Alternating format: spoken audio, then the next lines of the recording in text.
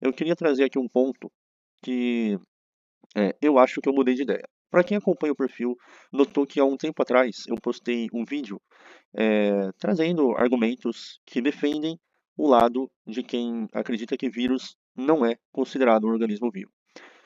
Bom, porém, estudando as nossas origens, eu percebi que não considerar vírus um organismo vivo talvez possa ser um problema por uma espécie de limitação conceitual, né? O que eu quero dizer com isso? Se a gente for usar a definição clássica, e a gente pode usar até mesmo a da NASA, não tem problema, porque existem diversas definições para o que a gente considera vida, né?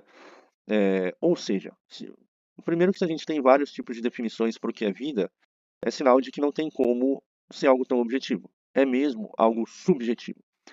Então, dentro da definição clássica da NASA, ela diz basicamente que é considerado algo vivo qualquer sistema químico autossustentável capaz de evolução darwiniana, né?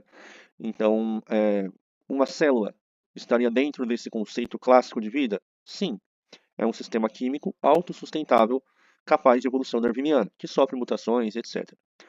Um vírus, que seria um envelope proteico com material genético dentro, se ele está inserido num ambiente inerte, ele se mantém inerte. Ele não é autossustentável, né? Então, dentro dessa definição, vírus não caberia, né? Simplesmente porque ele pode ser um sistema químico, mas ele não é autossustentável. Um vírus seria um parasita intracelular obrigatório, porque ele necessariamente precisa parasitar um outro organismo, uma célula no caso, que tenha um maquinário complexo no seu interior, e por meio da maquinaria celular é que ele iria se replicar, ou seja, produzir novos vírus.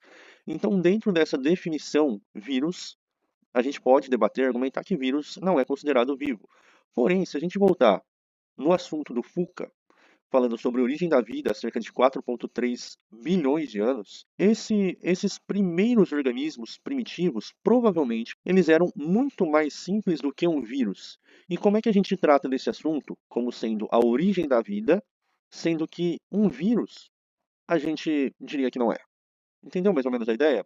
Que naquele momento da Terra primitiva, dos oceanos primitivos, aquilo que nós dizemos que está intimamente relacionado com a origem da vida não era um organismo celular, tampouco um vírus.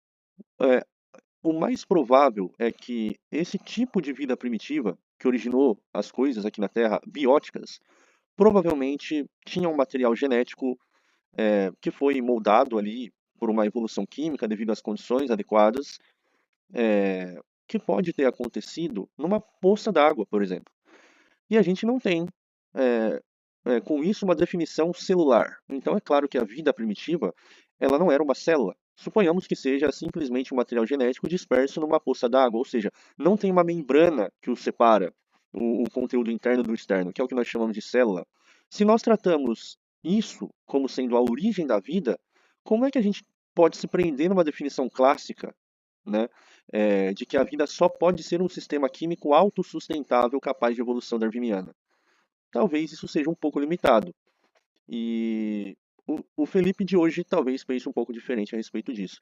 E eu acho especialmente importante falar sobre isso, porque isso é implicitamente relacionado com o que nós chamamos de humildade intelectual, ao ponto de que, se nós temos melhores evidências sobre um determinado assunto, que tal mudar de ideia? Então, há pouquíssimo tempo atrás eu iria defender e iria estar do lado dos biólogos, dos evolucionistas que defendem que vírus não são considerados vivos.